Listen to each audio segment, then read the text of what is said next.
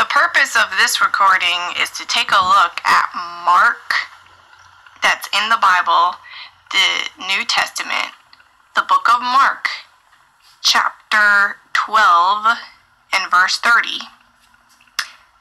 And reading out of the King James version of the Bible, it says, "And thou shalt love the Lord thy God with all thy heart, and with all thy soul, and with all thy mind, and with all thy strength.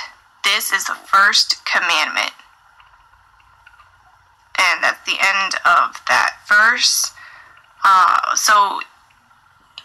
Putting all the thous and thys aside,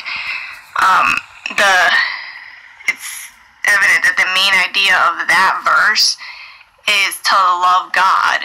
And you're loving God with all your heart, with all your soul, with all your mind, and with all your strength. So you might think to yourself, well, why does Jesus make a point of making those 4 distinctions on how to love God? Why doesn't he just say, just love God, and that's it? That's the first commandment, the greatest commandment. But he elaborates a little further than that. So we're going to look at what he is saying there. So the question is, what does it mean to love? I think it means to devote all of who you are to God. That's the simple answer. You're devoting your entire self to God.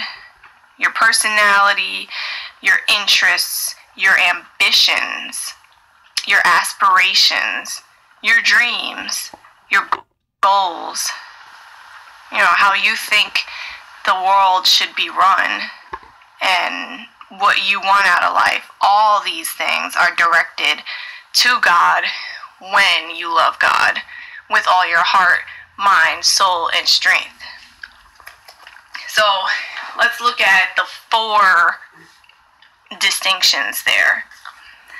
So your soul, you're to love God with your soul.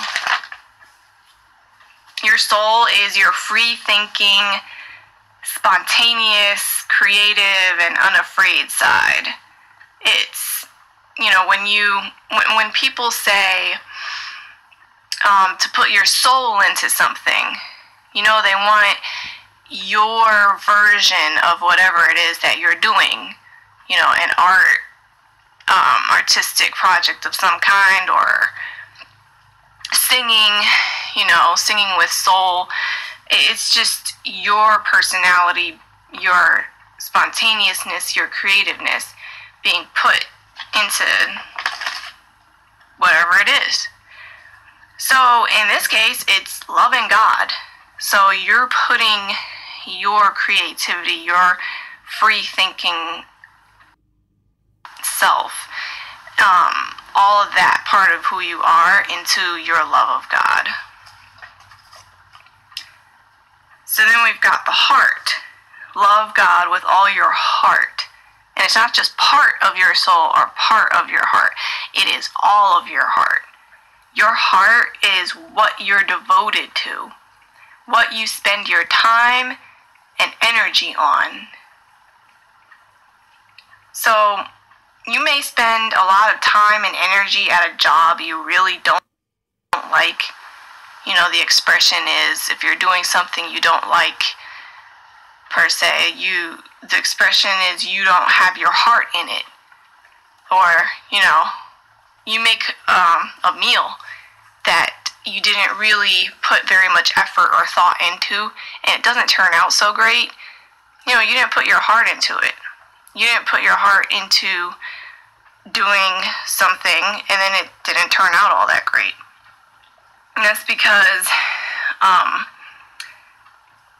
when your heart is in something, you will automatically have energy for that thing.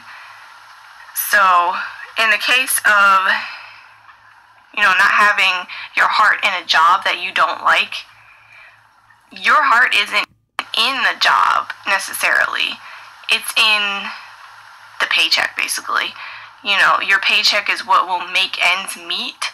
So your heart is actually focused on making ends meet. You know, not being homeless, having the things that you need. That's what your heart is set on. Your heart isn't set on the job. So that's why, you know, you don't have very much energy at the job. You don't have enthusiasm. You're not really happy. But, you know, your heart is set on other things. So you do it just so that you can get what your heart is set on. Now, when you do things that your heart is set on, hobbies, you know, maybe you like doing artistic things, you like hiking, you like spending time with friends. Your heart is set on those things, and so you will automatically want to do those things, and you won't make up excuses to not do them. So when your heart, all of your heart, is set on loving God, you just automatically want to spend time with God, whether it's praying or reading the Word or just thinking about things you've read in the Bible, or maybe listening to praise and worship. There are many different ways of spending time with God, and your heart will just be set on those things.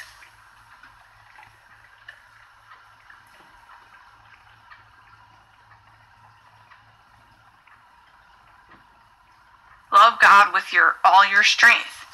Your strength is your motivation, the reason why you do the things you do and live the life you live. So if you're loving God with all your strength, you know, God will be the reason you do the things you do and the reason that you live. So you're giving everything that you are back to the God who gave it to you out of love.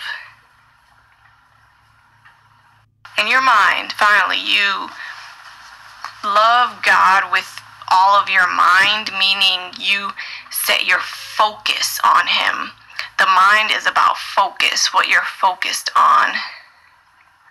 There's a lot that goes into that. There is some related scripture to this aspect of loving God, but you want to try to devote some time to actually thinking about God. Sometimes you have to force yourself to do that, but you'll do that out of love for God.